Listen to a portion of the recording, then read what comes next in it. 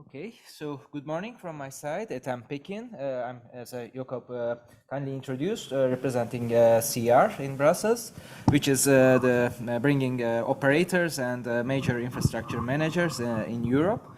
And of course, my role there as the person who works on environment, economics, sustainability is also to promote railways, also in a way that we are quite silent in the future.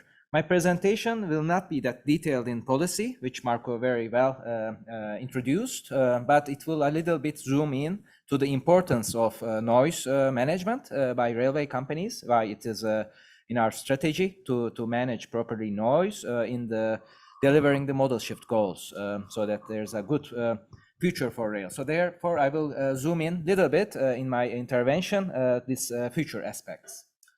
So very quick is that railway takes noise reduction very serious, because the fact that we have an important transport strategy in Europe for the coming decades to deliver the EU Green Deal ambition, where railway is playing indeed a very important role. So that's also probably the reason why you have seen in Marco's graph that by 2030 rail is increasing the noise emission, because there will be more traffic, of course. And that's also underlining that while we have rail performing very good for climate, but also overall for the externalities that railway brings compared to other modes, but there's an exception, and there noise is one issue still to be tackled. We have seen, of course, that European regions that noise is there could be a problem. That blurred picture that Marco showed, which is maybe in some country, it can be repeated in others, is that rail projects could be vetoed or have delays because of citizens coming together and making this kind of complaint. So it's best that we address these things as soon as possible. And of course, we have to speak about the complexity of the noise system. I think the hackathon, the discussion we had earlier is also a clear proof of that. Maybe policy is a little bit the simple part, but then we look at the infrastructure, we look at the operator, both for freight passengers, and there the system is quite complex, and noise is a product of this overall system. So we have to keep that in mind. And no need to repeat, but we have in the European Union a noise policy that already attempts to have this noise reduction, and rail noise is of course part of that. We have the END, which is really the overall legal basis to protect the European citizens' health. So that was clear and very well noted, and it has the future to continue. We have, of course, the limit values for the vehicles, the noise limits. That is the effective way of controlling railway noise at source. So these technical specifications are there. Of course, it is really very relevant for the new fleet that comes and runs on the railways. But we have seen, of course, in the last years, focus also on the existing railway fleet. And there, the freight wagons were on the attention. And this is quite unique, because other transport modes not necessarily have that. But of course, we have to face that railway is having this kind of very long use in our infrastructure, but also in fleet. We have decades of the utilization, which is very good for, I think, circular logic and the life cycle. But of course, on noise reduction, it could be the way that we are a little bit constrained to deliver.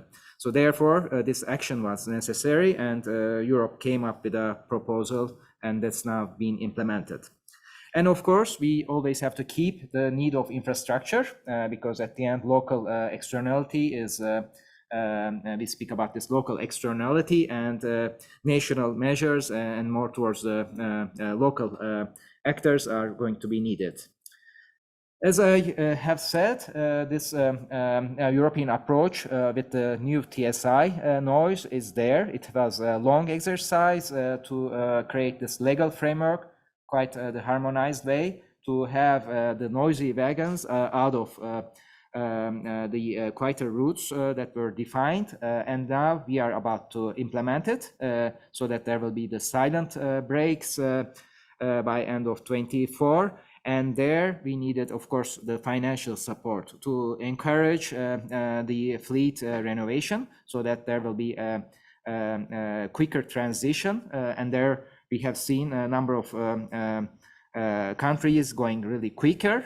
And of course, there, as the local externality, we have already observed that in some countries, this measures will be applied relatively later. But for the international traffic, of course, that will matter the most. And therefore, these CEF co-funding, which from the CR point of view was not always very practically organized.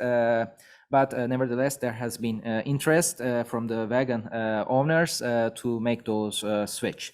Now, of course, is a moment. We have 2 more years, 1 more year for the implementation of the quieter routes, and we have to look also anticipating what the forecast in the impact assessments earlier were, and see where we are, and are we ready also to accommodate the modal shift goals for freight transport according to the EU strategy. And this percentage of the silent wagons, we have to look, given the fact that the co-funding is no longer available. We have to analyze the situation, how ready is the sector, also taking into account the life cycle costs, which are increasing by using these wagons, because at the end it is the system has to really compete with the road tracks. And now I will move a little bit to the future and show you a few things that I have picked up from the Environment Agency report, but also the European strategy on the transportation. So looking at this future, the potentials that depending on different activities, what could be value. So it's a little bit also for you to react, maybe if you agree on these things and if you see that this can be changed. Of course, it looks two deadlines. We are now in the year early 2020s and the next decade. And we see there with the green boxes some potential as we have.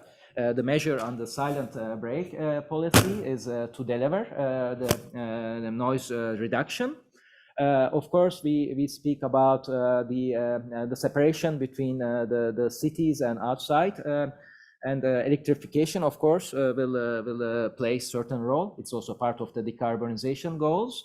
And I think very interesting will be the maintenance. So it's the part of this activity that brings measures on the infrastructure and the rail grinding for acoustic reasons, that there will be options.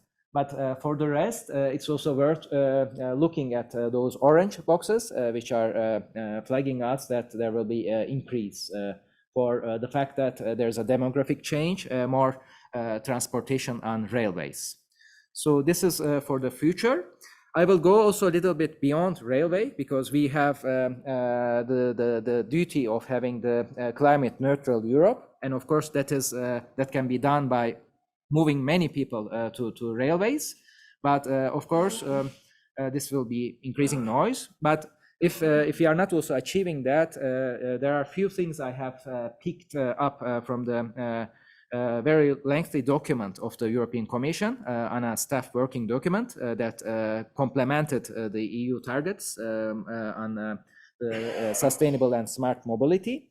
And there we have to also maybe have this kind of policy that is happening if there will be not much traffic on rail due to difficulties or issues, and what our competitors will also face. So in this particular case with the road, it's really worth noting that there will be electrification of the fleet there. That is good for the climate, but noise is there remaining an issue.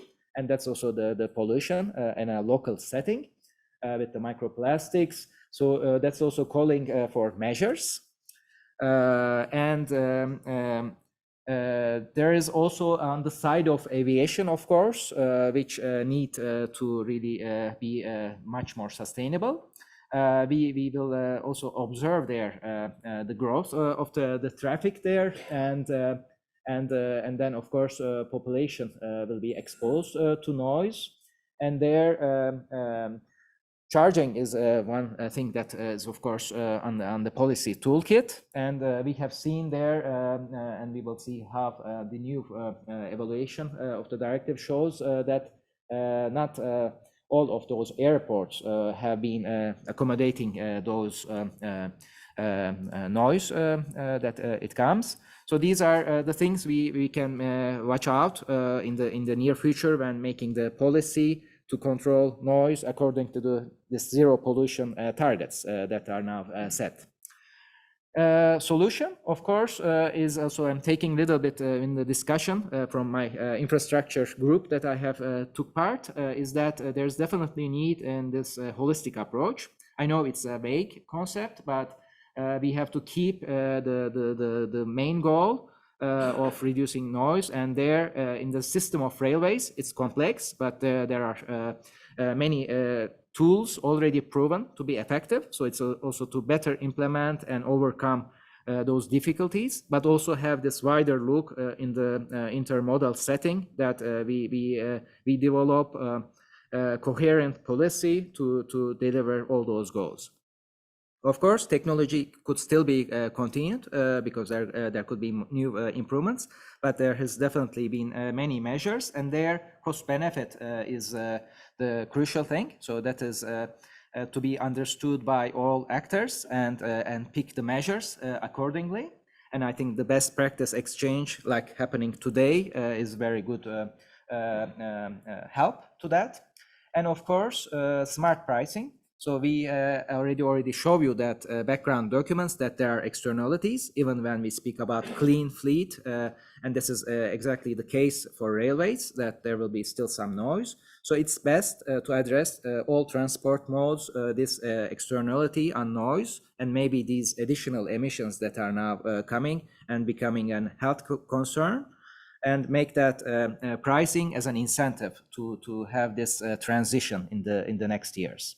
And one final point is, of course, the essential dialogue with public, because we will have more infrastructure, definitely on high-speed rail to connect more cities, capitals in Europe in the next years. And there it will be international projects, and it will be really pity that in a certain location that a project is delayed due to this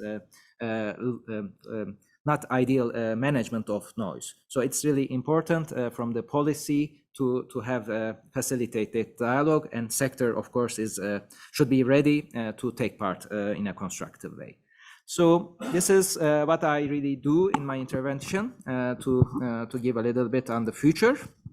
Happy to have additional discussion with you.